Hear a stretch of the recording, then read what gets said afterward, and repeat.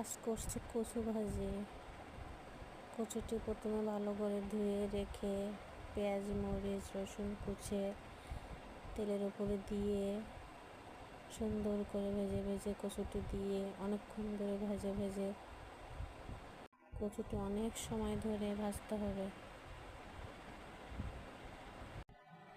কচুটি সেই মজা, কচু ভাজি খুব মজা, খেতে সেই মজা লাগছে। জানি না কার কার ভালো লাগে, তবে আমার খুব ভালো লাগে।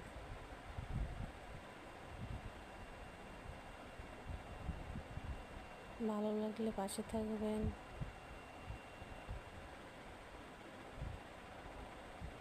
ভুল ত্রুটি হলে ক্ষমা করবেন।